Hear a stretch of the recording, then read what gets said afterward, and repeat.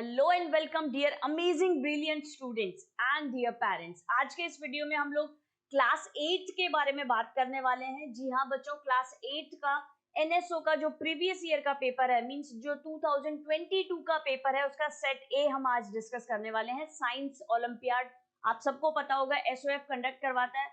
बहुत ही बड़ी private organisation body है जो कि ओलंपियाड्स कंडक्ट करवाती है डिफरेंट सब्जेक्ट्स के लिए। सबसे पहले हम यहाँ पे एनालिसिस की बात करते हैं कि 2022-23 में ये सारे टॉपिक्स आपके क्लास 8 के हैं। आप सबको पता है कौन से टॉपिक से कितने क्वेश्चंस आए, कौन कौन सा नंबर है उनका, बेसिकली वो यहाँ पे मेंशन है। For example crop production and management से आपके 34 और 38 नंबर का जो क्वेश्चन है वो आया है इस पेपर में। एंड सिमिलरली जैसे लाइट से आपके क्वेश्चंस आए हैं 18 और 25 नंबर के क्वेश्चंस। दैट मीन्स यहाँ इस एनालिसिस से आप एक चीज तो क्लियर कर सकते हैं कि किस टॉपिक से मोर और लेस कैसे क्वेश्चंस आते हैं और कितने नंबर ऑफ क्वेश्चंस आते हैं, तो अकॉर्डिंगली वेटेज के अकॉर्डिंग हम उसको प्रेफरेंस दे सकते हैं। आज का ये वीडियो उन सभी बच्चों के लिए जो क्लास 8 में है, आइदर वो ओलंपियाड की प्रिपरेशन कर रहे हैं या नहीं कर रहे हैं, क्योंकि ऐसे क्वेश्चन सॉल्व करने से, बच्चों क्वेश्चंस को देखने से आपके फर्दर मींस चाहे आप आईआईटी में एडमिशन लेना चाहते हैं, नीट में लेना चाहते हैं या कोई भी कॉम्पिटिटिव एग्जाम फाइट करना चाहते हैं, उसमें 100% बेनिफिट होगा। क्यों होगा? क्योंकि ऐसे क्वेश्चंस करने की आपकी जो दिमाग में डेवलपमेंट है बेसिकली कि कैसे ऐसे क्वेश्चंस की अप्रोच होनी चाहिए, वो डेवलप होगी। तो आपको बने रहना है वीडियो के एंड तक, क्योंकि बहुत अमेजिंग और ट्रिकी क्वेश्चंस हम डिस्कस करेंगे। क्या अप्रोच होनी चाहिए बेसिकली वो भी हम डिस्कस करेंगे। स्टार्ट करते हैं बच्चों। ये सारे आपके टॉपिक्स हैं। माइक्रो ऑर्गेनिज्म से 3 क्वेश्चंस आए हुए हैं।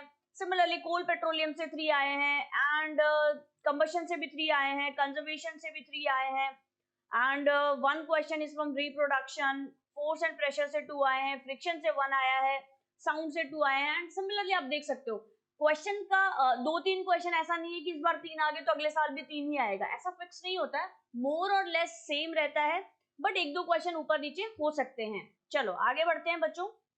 फर्स्ट क्वेश्चन हम स्टार्ट कर रहे हैं यहाँ पे। पहले ये फिजिक्स के क्वेश्चन हैं आपके। Match the column 1 with column 2 and select option from the given codes. पहले आपको मैच करना है, then you have to select the correct answer. Satellite revolves around the sun. अब ये किससे रिलेटेड है आपको ये देखना है, ठीक है। ये मैग्नेटिक फोर्स है क्या? नहीं, बिल्कुल भी नहीं। बायंड फोर्स है क्या? नहीं। ये रिलेटेड है आपका ग्रेविटेशनल फोर्स से, क्योंकि उसकी वजह से ही तो वो रिवॉल्व करता है ना। एन आर्चर स्ट्रेचेस द बो, ये मस्कुलर फोर्स से रिलेटेड है, तो दैट मीन्स ये किससे रिलेटेड होगा? तो हमारा हो गया बच्चों P तो हो गया 3, ठीक है, एंड Q इज 4। अब ये देखो P3 और Q4 किस में है? P3 और Q4। एंड सिमिलरली बाकी देखो P3 किसी में भी नहीं है। तो इस तरीके से भी अगर आप आगे नहीं भी सॉल्व करते तो आपका आंसर आ रहा है, बट मेरा सजेशन है पूरा सॉल्व करना है। Next is the doorbell rings when we press the button. वो किसकी वजह से होता है? मैग्नेट लगी हुई रहती है ना, तो that means R should be 1, तो यहाँ पे R1 है। A gas filled balloon moving up in the air, definitely वो बायंड फोर्स की वजह से मूव कर रहा है, तो S हमारा क्या होगा? 2 होगा। अगर आपको 100% नहीं आता है, कोई 2 ऑप्शन भी आपको पता है, तो उनसे भी आप आइडिया लगा सकते हो कि वो 2 करेक्ट ऑप्शन किस ऑप्शन में है, एंड अकॉर्डिंगली आप उसका आंसर चूज कर सकते हो। So this question is match up basically, ठीक है। देखो कितना लेंथी क्वेश्चन है, बहुत डिफिकल्ट क्वेश्चन नहीं है बच्चों, बट ये लेंथी है। तो आपको क्या करना है, ऐसे क्वेश्चंस को कैसे सॉल्व करना है ना, इन अप्रोच पे बेसिकली पूरा फोकस रखना है। Next question is read the given statement. अब यहाँ पे स्टेटमेंट बेस्ड क्वेश्चन आ गया है। Select the correct option. Statement 1 क्या है? Liquid conducts current due to presence of ions. Definitely liquid में इलेक्ट्रिसिटी कंडक्ट होती है आयंस की वजह से। चलो ये ऑप्शन स्टेटमेंट हमारा सही है, एंड क्वेश्चन भी हमसे करेक्ट स्टेटमेंट पूछा है। Direction of current is same as the direction of movement of negative ions. This is incorrect statement, क्योंकि करंट की डायरेक्शन और इलेक्ट्रॉन्स की डायरेक्शन हमेशा क्या होती है? ऑपोजिट होती है बच्चों। अगर I की डायरेक्शन ये है तो E की डायरेक्शन क्या होगी? ये होगी। यहाँ पे अगर पॉजिटिव आयंस होते तो ये करेक्ट स्टेटमेंट होता। अब हम देखते हैं, only statement 1 is correct, yes. Only statement 2 is correct, नहीं, ये गलत है। बोथ स्टेटमेंट 1 एंड 2 ये भी गलत है and this one is also incorrect. So देखो पहले क्वेश्चन में मैचअप पूछ लिए, दूसरे क्वेश्चन में स्टेटमेंट, यही सेम पैटर्न होता है बच्चों नीट और आईआईटी में भी। सो आपको इन क्वेश्चन से बेसिकली पैटर्न के बारे में बहुत अच्छे से सारी चीजें पता लग जाएगी कि फर्दर जो भी इवन ये यही नहीं, आप कोई सा भी आईएएस आरएस कोई से भी एग्जाम देंगे ना, ऐसे पैटर्न के क्वेश्चंस आते हैं तो आपको ऐसे कंफ्यूज करते हैं बेसिकली। और ऐसे कंफ्यूजिंग क्वेश्चंस की क्या अप्रोच होनी चाहिए वो आज हम यहाँ पे सीख रहे हैं। The surface area of base of a brick, ठीक है कोई ब्रिक है उसका सरफेस एरिया है 100 सेंटीमीटर।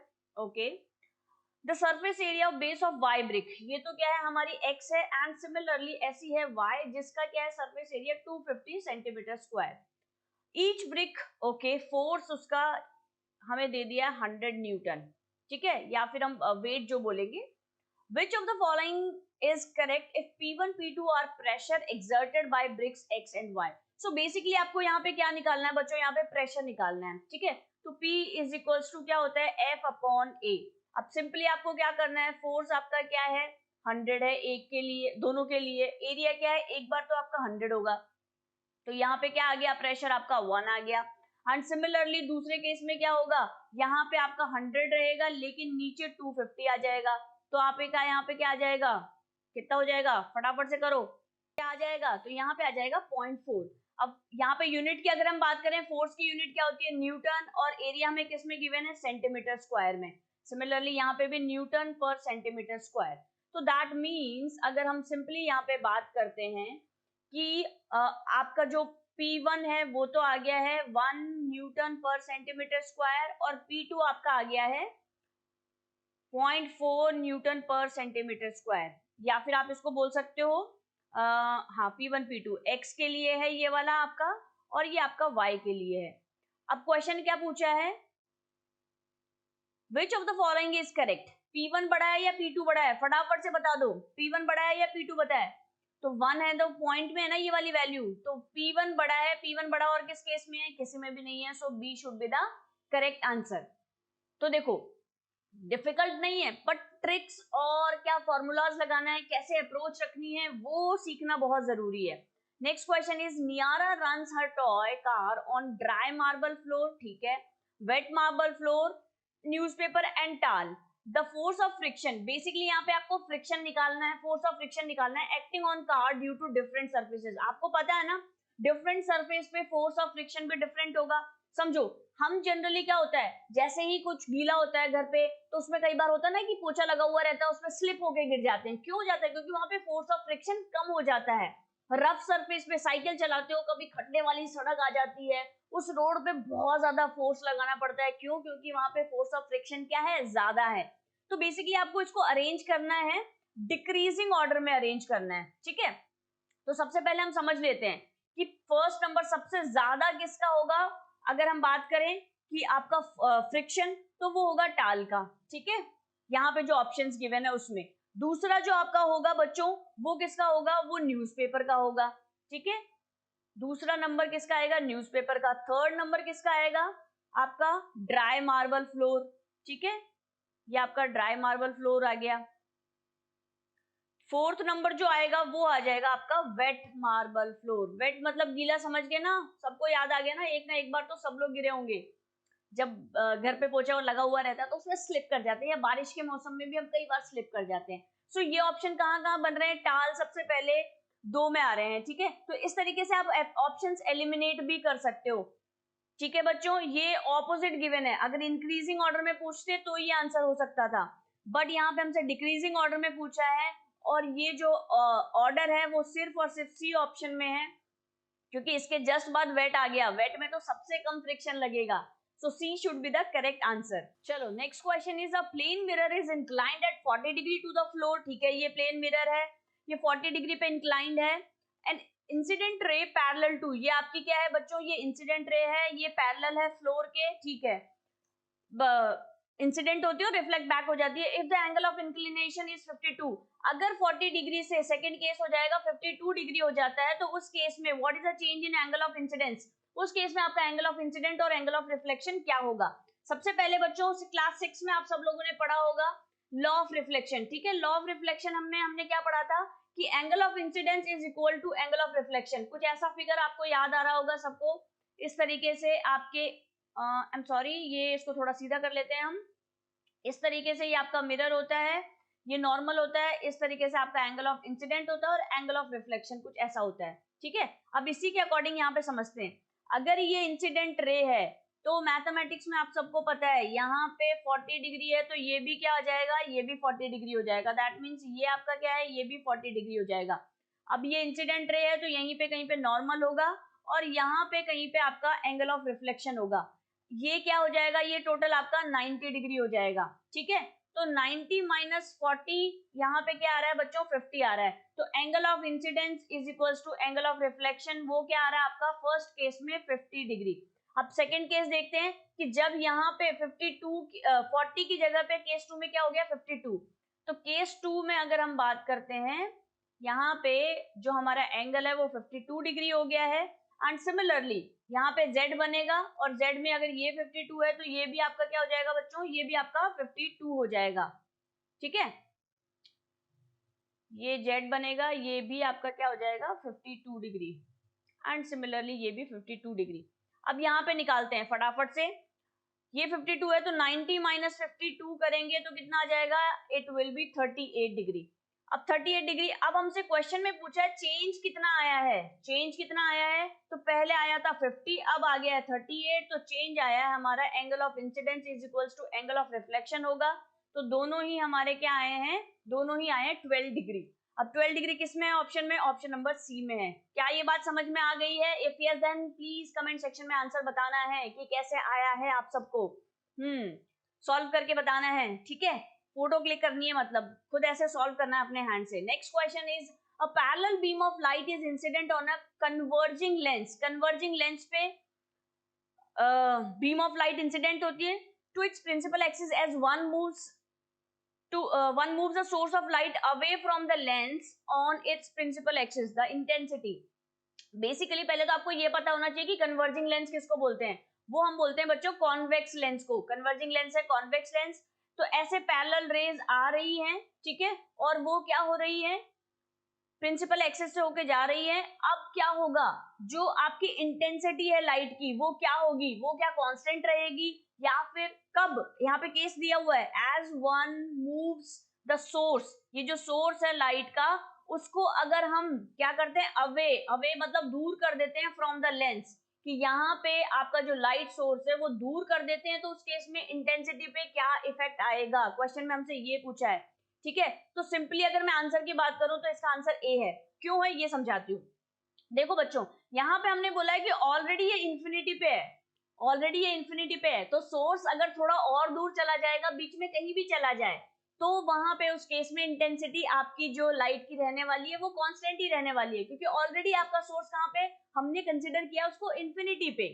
क्या ये बात समझ में आ गई? अब इंफिनिटी से लेके आप लेंस के बीच में कहीं पे भी रखो, इंटेंसिटी पे कोई इफेक्ट नहीं आने वाला है लाइट की इंटेंसिटी पे। हाँ, अगर बाकी के केसेस होते तो डेफिनेटली इंक्रीज और डिक्रीज होता। क्विकली मैं इसको रिवाइज करवा देती हूँ, क्लास 7 में आप सबने पढ़ा होगा। अगर जैसे जैसे अब ऑब्जेक्ट यहाँ इंफिनिटी पे था, अब जैसे जैसे लेंस की तरफ आएगा ना, तो इमेज आपकी इधर की साइड बननी स्टार्ट हो जाएगी। ठीक है, और कंपैरेटिवली यहाँ पे पॉइंट साइज इमेज बनती है, यहाँ पे आपकी इमेज की साइज भी इंक्रीज होनी स्टार्ट हो जाएगी। ठीक है, बढ़नी स्टार्ट हो जाएगी। जैसे आप देख सकते हो यहाँ पे साइज बढ़ गई है, लेकिन एक चीज ध्यान रखना, रियल के साथ हमेशा इन्वर्टेड आता है, चिपका हुआ रहता है, ये बिल्कुल गहरे दोस्त है एकदम। तो जहां पे भी आपकी इमेज रियल बनेगी उसके साथ में इन्वर्टेड होगा, और जहां पे भी वर्चुअल बनेगी, एक एक्सेप्शन केस है, वहां पे हमेशा इरेक्ट बनेगी। ठीक है, कॉन्वेक्स लेंस में सिर्फ एक ही है जहां ये जो 6 नंबर का है, जहां पे आपकी इमेज कहां बनती है, वर्चुअल और इरेक्ट बनती है। जैसे जैसे आपका ऑब्जेक्ट इधर आता चला जाएगा, आपकी जो इमेज है वो भी इधर शिफ्ट होती चली जाएगी। सिर्फ इस केस में आपकी इमेज क्या है, लेंस के इस साइड में, सेम साइड में ही बनती है। क्या ये बात क्लियर है? और अपवर्ड डायरेक्शन में बनती है, इसलिए इसको इरेक्ट बोलते हैं। इन्वर्टेड मतलब उल्टी बनती है आपकी यहाँ पे बाकी के केसेस में इमेज। आई होप ये क्वेश्चन क्लियर हो गया होगा। अगर आप चाहते हैं कि सिर्फ इमेज फॉर्मेशन पे ही कोई एक वीडियो आए, तो वो भी मुझे आप कमेंट सेक्शन में बता सकते हैं, क्योंकि आपको अपनी रिक्वायरमेंट बतानी है नेक्स्ट वीडियो मुझे किन किन टॉपिक्स पर कैसे बनाना है, क्योंकि मेरा अल्टीमेट गोल यही है कि आपका बेनिफिट हो। अब वो आपको बताना है कि आपको क्या रिक्वायरमेंट है। The diagram shows a positive charge conducting sphere y, ये जो आपका स्फीयर है ये पॉजिटिव है, which is placed near a neutral conducting, ये न्यूट्रल है बच्चों. At which point one can ground the sphere x to make it negatively charged. भाई कौन सा ऐसे पॉइंट पे हम क्या कर सकते हैं, स्फीयर को नेगेटिवली चार्ज कर सकते हैं. तो इंडक्शन का रूल आप सबको पता है, ये पॉजिटिवली चार्ज है, ठीक है. तो उस केस में ये कौन से ऐसे पॉइंट है जिस पर कि हम इनको क्या कर सकते हैं, नेगेटिव कर सकते हैं. तो ये पॉजिटिव है तो डेफिनेटली ये क्या होंगे बच्चों, ये आपके नेगेटिव होंगे, ठीक है. तो इस केस में ये भी नेगेटिव होगा, ये भी हो गया. तो उस केस में आप किस सारे पॉइंट सेम होंगे, ठीक है. तो उस केस में आपका आंसर हो जाएगा option number D. That means आप किसी भी पॉइंट पे आप उसको नेगेटिव कर सकते हो. एट विच पॉइंट और पॉइंट्स दोनों चीज पूछी है कि या तो कोई एक पॉइंट होगा या पॉइंट्स होंगे. तो उस केस में इस क्वेश्चन का आंसर होगा option number D. Which of the following statements about Venus is correct. सबने पढ़ा ना मरकुरी वीनस. यस, सो वीनस के अकॉर्डिंग कौन से स्टेटमेंट यहाँ पे करेक्ट है. देखो आप वैरायटी कितनी पूछी जा रही है क्वेश्चंस की बच्चों. पहले क्वेश्चन में हमसे पूछा मैच द कॉलम, दूसरे क्वेश्चन में पूछा हमसे स्टेटमेंट बेस्ड, तीसरे क्वेश्चन में फॉर्मूला बेस्ड पूछ लिया, फोर्थ क्वेश्चन में हमसे स्टेटमेंट जनरल स्टेटमेंट पूछ लिए कि भाई कौन कौन से फ्लोर है, सिचुएशन दे दी. नेक्स्ट क्वेश्चन में हमें इमेज डायग्राम के बेस पे क्वेश्चन पूछ लिया.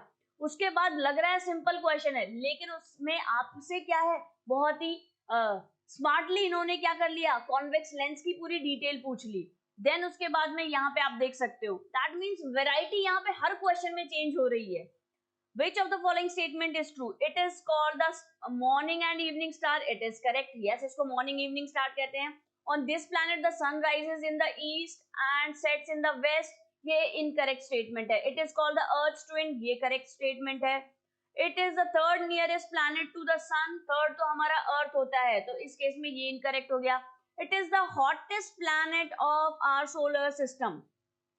क्या ये हमारे सोलर सिस्टम का हॉटेस्ट प्लैनेट है? बिल्कुल. मरकुरी पास होता है, लेकिन उसके बावजूद भी वीनस सबसे हॉटेस्ट प्लैनेट है. इसका रीजन आप मुझे कमेंट सेक्शन में बताओगे.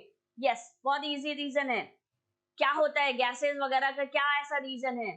सो बेसिकली ये करेक्ट स्टेटमेंट है, ये करेक्ट स्टेटमेंट है और ये करेक्ट स्टेटमेंट है. And answer should be C, क्योंकि first, 3 and 5 should be the correct statement. Two identical prism PQR, ठीक है, and P dash Q dash R dash given है. यहाँ पे P dash Q dash R dash, white light is pass through PQR, ठीक है. Which of the following position of P dash Q dash R dash will again E white light, ठीक है. White light यहाँ पे किस में convert हो गई है, 7 कलर्स में, विबग्योर में कन्वर्ट हो गई है. अब ऐसी कौन सी पोजीशन होगी जो कि वापस से इन विबग्योर को, वापस से विबग्योर के जो 7 कलर्स है इनको वापस से किस में कन्वर्ट कर देगी बच्चों, ये व्हाइट लाइट में कन्वर्ट कर देगी. तो वो जो पोजीशन है दैट इज ऑप्शन नंबर 3. यहाँ पे ये करेक्ट है, क्योंकि जैसे ही ये आप इस तरीके से यहाँ पे प्लेस करोगे, आप सब लोगों ने अपने बुक्स में भी देखा होगा, जैसे ही आप इसको इस तरीके से प्लेस करोगे ऐसे करके, तो ये क्या होगी, ये जो 7 लाइट्स है, 7 कलर्स हैं, ये वापस से इसके अंदर जाएंगे, ठीक है. और ये किस में कन्वर्ट हो जाएंगे, ये व्हाइट लाइट में कन्वर्ट हो जाएंगे, ठीक है. ड्यू टू रिफ्रैक्शन हम पढ़ेंगे, ड्यू टू रिफ्रैक्शन होता है ये. Next question is read the given paragraph and select the correct option. अब ये सिंपल आपको कॉन्सेप्चुअल क्वेश्चन है कि आपको कॉन्सेप्ट पता होने चाहिए.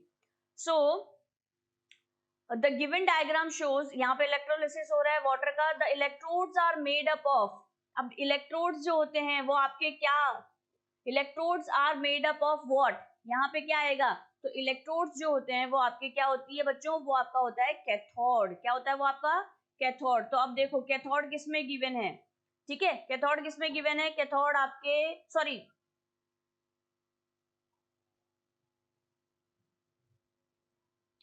Next question, read the given paragraph and select the correct option. जो कि सही सही ऑप्शन को फिल करना है आपको. The given diagram shows electrolysis of water हो रहा है यहाँ पे. The electrodes are made of, क्या इलेक्ट्रोड्स किसके बने होते हैं, कार्बन, हाइड्रोजन, ऑक्सीजन, तो वो बने होते हैं बच्चों आपके कार्बन के. तो अब आपको ये देखना है कि कार्बन किस ऑप्शन में है, बी और डी में है, तो दैट मीन सी और ए तो हो भी नहीं सकता है. चलो आगे बढ़ते हैं. Is the positive electrode called, क्या कहते हैं उनको, उनको हम बोलते हैं बच्चों एनोड. तो उस केस में एनोड किस किस में है, एनोड आपके डी ऑप्शन में है. आगे भी पढ़ लेते हैं. And B is the negative electrode, और बी क्या है आपका, नेगेटिव इलेक्ट्रोड है, जिसको कि हम क्या कहेंगे, कैथोड कहेंगे। ठीक है, इसको हम क्या कहेंगे, इसको हम कैथोड कहेंगे। तो यहाँ पे कैथोड गिवन है। Dash is produced at anode, anode पे क्या प्रोड्यूस हो रही है, वहां पे ऑक्सीजन प्रोड्यूस हो रही है। ठीक है, तो ऑक्सीजन आपका कहाँ पे, ये रहा। And dash is produced at cathode, तो दूसरे वाले पे क्या होगा, हाइड्रोजन प्रोड्यूस होगा। तो इस केस में इसका करेक्ट आंसर है ऑप्शन नंबर डी। ये बेसिकली आपको बेसिक थ्योरी तो पता होनी चाहिए, क्योंकि कई बार आपको पता है नीट वगैरह में भी डायरेक्टली एनसीईआरटी से क्वेश्चंस आते हैं, तो बेसिक कॉन्सेप्ट आपको पता होना चाहिए। A person throws a ball and the path of its motion is shown. यहाँ पे देखो प्रोजेक्टाइल मोशन गिवन है, पता है ना आपको, क्रिकेट सब खेलते हो आप सब लोग, तो वहां पे क्या होता है, प्रोजेक्टाइल मोशन होता है। अब इस केस में आपको क्या करना है, यहाँ पे आपको एयर के इफेक्ट को नेग्लेक्ट कंसिडर करके ऑप्शन, यहाँ जो स्टेटमेंट्स गिवन है उनके अकॉर्डिंग आपको ट्रू स्टेटमेंट्स को चूज करना। The speed of the ball at 2 is 0 नहीं होगी, तो दैट मीन्स ये तो इनकरेक्ट होगा। The ball is faster at point, yes यहाँ पे ज्यादा होगा, दैट मीन्स ये जो सेकंड स्टेटमेंट है ये करेक्ट है। The acceleration of ball at point at all point along the path of its motion is same, क्या सेम होगा क्या बच्चों, आपका एक्सेलरेशन, यस एक्सेलरेशन सेम होगा। क्यों, क्योंकि यहाँ पे जी क्या है, जी तो कॉमन ही है ना, 9.8 आपका, ग्रेविटी तो सेम ही लग रही है ना इसके ऊपर, या फिर इसको हम लोग जनरली 10 भी कंसिडर कर लेते हैं। तो इस केस में ये वाला सेकेंड स्टेटमेंट और थर्ड स्टेटमेंट तो करेक्ट हो गया है। तो the kinetic energy of ball eight all point along the path of its motion is same नहीं होगी, तो दैट मीन्स सेकेंड और थर्ड आपका स्टेटमेंट करेक्ट है, तो वो है आपका ऑप्शन नंबर बी में। So B should be the correct answer for this question. Next is two identical lamps 1 and 2. 1 and 2 light up with normal brightness when connected to series. जब आपको इसको series में कनेक्टेड किया है तो normally connect हो, light up हो रहे हैं। If the third lamp is then connected to one of the lamp, ठीक है, ये जो थर्ड लैंप इससे और कनेक्ट कर दिया, which of the following option is correct for brightness? देखो बच्चों, जब यहाँ पे ये दोनों में क्या हो रहा था, नॉर्मल, यहाँ पे नॉर्मल ब्राइटनेस के साथ में ये लाइट अप हो रहे थे। अब यहाँ पे क्या हो रहा है ना, इसकी जो एनर्जी है, ठीक है, वो डिस्ट्रीब्यूट हो गई है, तो उस केस में यहाँ पे ये तो ब्राइटर हो जाएगा कंपैरेटिवली, ये क्या हो जाएंगे, लाइटर, डिमर हो जाएंगे। तो ये ब्राइटर और डिमर का कॉम्बिनेशन कहाँ पे है, ये ऑप्शन नंबर सी में है। तो that means the correct answer is option number C. क्यों, क्योंकि यहाँ पे ये डिस्ट्रीब्यूट हो गई है, तो उस केस में उसके पास तो उतनी ही एनर्जी जा रही है, लेकिन यहाँ पे डिस्ट्रीब्यूशन होने की वजह से कंपैरेटिवली वो लैंप डिम हो जाएंगे। आई होप ये क्लियर हो गया होगा। If a body travel a total distance of 15 kilometre in first hour, ठीक है, पहले आवर में वो कितनी डिस्टेंस ट्रैवल कर रही है, 15 किलोमीटर, देन सेकेंड आवर में कितनी कर रही है, 30 किलोमीटर, एंड थर्ड में कर रही है 45। In third hour the body is in uniform motion, non uniform, may be in uniform, and it is moving with zero acceleration. समझो बच्चों, यहाँ पे पहले आवर में 15 किया, दूसरे में +15 ही तो हुआ है, और तीसरे में भी +15 हुआ है। दैट मीन्स यहाँ पे जो मोशन है वो कैसा है, यूनिफॉर्म है, इक्वल मोशन है। फर्स्ट आवर में आपने क्या किया, आप साइकिल से जा रहे थे स्कूल, ठीक है, आपने क्या किया, 10 मिनट में जितने डिस्टेंस की, तो 20 मिनट में उसका डबल हो जाएगा ना। तो दैट मीन्स आपकी जो स्पीड है वो तो कांस्टेंट ही है, बस वो डबल क्यों हो गया, क्योंकि टाइम डबल हो गया है। तो दैट मीन्स ये जो सिचुएशन गिवन है, इसमें आपका जो मोशन है कार का, वो क्या है, बॉडी का, वो यूनिफॉर्म है। Which of the following statement regarding radiation is correct? ठीक है, क्लास 7 में पढ़ा था हमने हीट के चैप्टर में, कंडक्शन, कन्वेक्शन और radiation. Radiation is the only process of heat transfer that can occur in the absence of any form of medium. It is correct. Sun से जो लाइट आ रही है, that is the form of radiation, उसको कोई medium की requirement नहीं होती है। चलो next, radiation can not pass through solids, बिल्कुल गलत है, क्योंकि अभी अभी तो हमने बात कहा कि वो सभी से पास होती है। ठीक है, रेडिएशन सभी से पास होती है, that means thermal energy can be transferred via infrared radiation, ये भी करेक्ट है। So option number D should be the correct answer. 1 और 3 ऑप्शन दोनों ही, सॉरी, स्टेटमेंट करेक्ट है, तो that means D should be the correct answer. And this is the last question. Which of the following statement are correct? Statements कौन कौन से correct है? Accordingly आपको correct answer choose करना है। Wind current occurs due to uneven heating of earth. ठीक है, uneven heating of earth की वजह से विंड करंट जनरेट हो रही है क्या? इनकरेक्ट बताना है बच्चों, ठीक है, क्वेश्चन को समझना है, कई बार ये भी गलती हो जाती है। ये आपका क्या है? करेक्ट स्टेटमेंट है बच्चों। करेक्ट कैसे है, चलो इसको समझते हैं कि आपको पता है अर्थ के डिफरेंट डिफरेंट एरिया पे डिफरेंट डिफरेंट हीट वहां पे कहीं ना कहीं जाती है और उसकी वजह से अनइवन हीटिंग होती है अर्थ की, और अनइवन हीटिंग की वजह से वहां पे क्या होगा? प्रेशर डिफरेंस होगा, ठीक है, वहां पे विंड भी क्या होगी? डिफरेंट होगी। तो wind current occurs due to uneven heating. ये जो विंड करंट है ये अर्थ के अनइवन हीटिंग की वजह से है, ठीक है। सन का डेफिनेटली अलग अलग पार्ट में अलग अलग इफेक्ट होगा ना, तो दैट मीन्स ये करेक्ट स्टेटमेंट है। सेकंड क्या है आपका? सेकंड है बच्चों, it is safe to lie on the ground in thunderstorm. Oh my god, ये तो कॉमन सेंस है, बिल्कुल गलत है, ठीक है। थंडरस्टॉर्म के टाइम पे अगर आप ग्राउंड पे लेट जाओगे तो क्या होगा? Next, increased wind speed result in reduced air pressure. तो इनकरेक्ट ही हमसे पूछा है, तो सेकंड हमारा इनकरेक्ट है। अब आप देख सकते हो सेकंड किस किस में आ रहा है, इसमें आ रहा है और इसमें आ रहा है और इसमें आ रहा है, तो ए को तो वैसे भी एलिमिनेट कर सकते हो। Increased wind speed result in reduced air pressure, ये बहुत इंपॉर्टेंट स्टेटमेंट है, इसको समझना बच्चों। ये मैंने क्लास 7 के वीडियो में सेम इस टाइप का स्टेटमेंट था, तो इसको एक्सप्लेन किया था। सिंपली क्या किया था, दो बलून लिए थे, ठीक है। अब इन दो बलून के बीच में मैंने क्या किया, बहुत तेज से ऐसे विंड ब्लो की, मतलब ऐसे फूंक मारी। तो ये इसको कंसिडर करना है कि ये जो मैंने फूंक मारी है ये विंड है। तो जब विंड की स्पीड ज्यादा थी तो उस केस में ये बलून पास आ रहे थे। देखो आप इस पिक्चर में भी देखो, ये बलून क्या आ रहे हैं? पास आ रहे हैं। दैट मीन्स जब आप विंड की स्पीड ज्यादा होती है तो वहां पे प्रेशर कम हो जाता है, और प्रेशर रिड्यूस होने की वजह से बलून पास आ रहे थे। तो ये स्टेटमेंट भी तो यही है, increase wind speed result in reduced air pressure. तो दैट मीन्स ये तो क्या है? करेक्ट स्टेटमेंट है। ये एक्सपेरिमेंट आप करके भी देख सकते हो, 100% होगा। जब आप इन दोनों बलून के बीच में विंड ब्लो करोगे तो ये दोनों बलून पास आ जाएंगे, जबकि हमें क्या लगता है ये दूर जाएंगे, बट ऐसा नहीं होगा due to reduced air pressure. क्या ये बात क्लियर है सारे बच्चों को? Next is high pressure prevailing at the centre of cyclone is called eye. अब समझो, साइक्लोन सबको पता है ना, यहाँ पे इसकी आई होती है। अब इस जगह पे तो बच्चों वैसे ही बहुत हाई स्पीड विंड होती है। हाई स्पीड विंड मतलब बहुत तेज हवा होती है।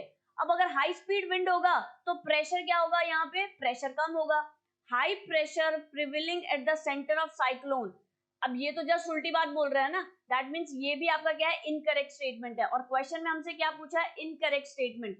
तो स्टेटमेंट 2 और स्टेटमेंट 4 यहाँ पे करेक्ट है according to the question requirement. तो सेकंड और 4 किस में करेक्ट है? वो है ऑप्शन नंबर बी में। आई होप आप लोगों को बहुत मजा आया होगा क्वेश्चन सॉल्व करने में। ट्रिकी है बट यस, इससे ब्रेन की एक्सरसाइज हुई है। एंड अगर इस वीडियो ने थोड़ी सी भी वैल्यू ऐड की है आपके लाइफ में, please do like share and subscribe this channel, क्योंकि ये आपके लिए तो फ्री है बट इससे मुझे बहुत हेल्प मिलेगी। And thank you so much for your patience. And आपने इतने अच्छे से मेरे साथ क्वेश्चंस को समझा। कोई डाउट है कमेंट सेक्शन में जरूर बताएं, और वीडियोस को अपने फ्रेंड्स के साथ शेयर करना ना भूलें, क्योंकि ये जस्ट आपका जो लास्ट ईयर का पेपर है एनएसओ का, हमने वही सॉल्व किया है। नेक्स्ट वीडियो केमिस्ट्री पे आना चाहिए या बायोलॉजी पे आना चाहिए, क्योंकि वीडियो की लेंथ बहुत बड़ी हो रही थी, इस वजह से मैंने सिर्फ एक ही सब्जेक्ट को कवर किया है। वो आपको मुझे बताना है कमेंट सेक्शन में, केमिस्ट्री या बायोलॉजी। मिलते हैं नेक्स्ट वीडियो में, till then bye bye, take care. And बाकी क्लासेस के लिए भी वीडियोस अपलोड कर रखे हैं, सो आपकी फैमिली में, फ्रेंड्स में, जहां पे भी आप शेयर कर सकते हैं, प्लीज शेयर करें और मेरी हेल्प करें। Thank you so much.